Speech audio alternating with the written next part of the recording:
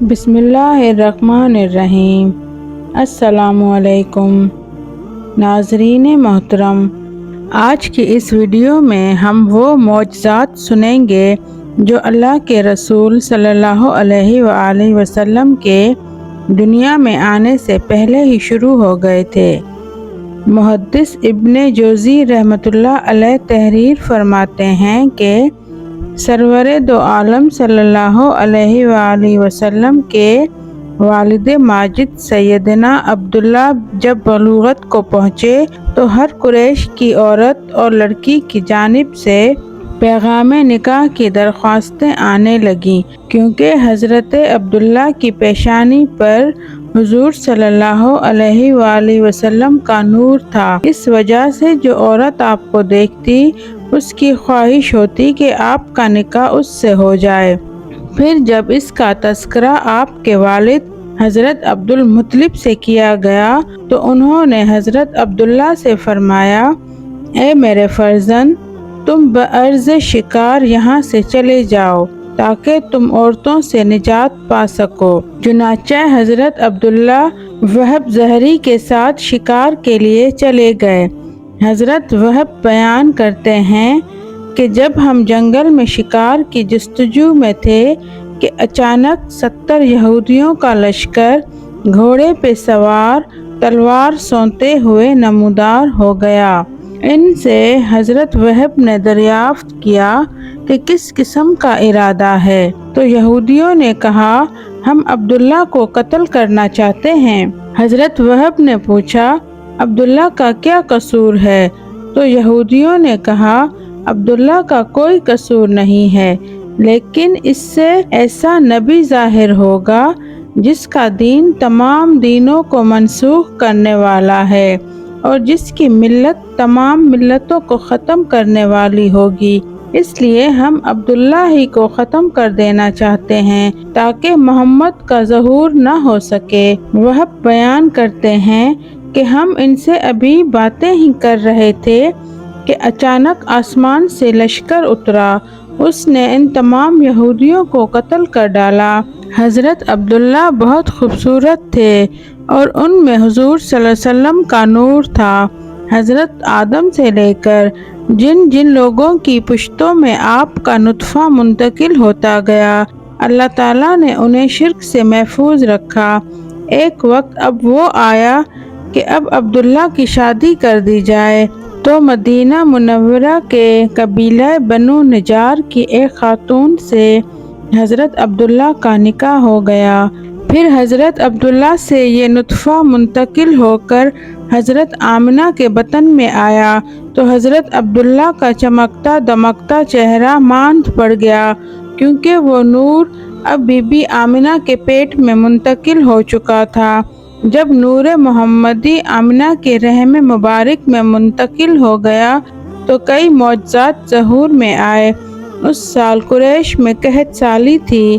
اس نور محمدی کی برکت سے زمین پر جا بجا ہریالی کی مخملی چادر نظر آنے لگی، درختوں نے اپنے پھل جھکا دیے اور مکہ میں اس قدر فراخ سالی ہوئی کہ اس سال کو سنۃ الفتح والابتہاج کہنے لگے۔ قریش کا ہر ایک چوپایا حضرت آمنہ کے حمل کی خبر دینے لگا۔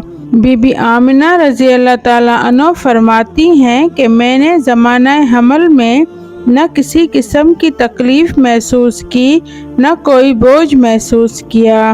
حضرت آمنہ فرماتی ہیں کہ جب میں 6 ماہ کی حاملہ تھی تو کوئی میرے خواب میں آیا اور کہنے لگا، اے آمنہ، آپ کو تمام جہاں سے بہتر ہستی کی ماں بننے کا شرف ملنے والا ہے، لہٰذا جب یہ ہستی دنیا میں تشریف لائے تو اس کا نام محمد رکھیے گا۔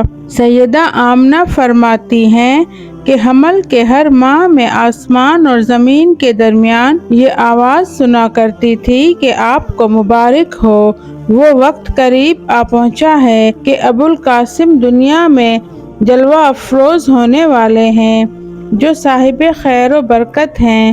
ناظرین، حضور صلی اللہ علیہ وسلم کے والد ماجد حضرت عبداللہ آپ کو ماں کے پیٹ میں ہی چھوڑ کر دنیا سے رخصت ہو گئے تھے۔ حضرت آمنہ اپنی بیوگی کی زندگی بسر کر رہی تھیں۔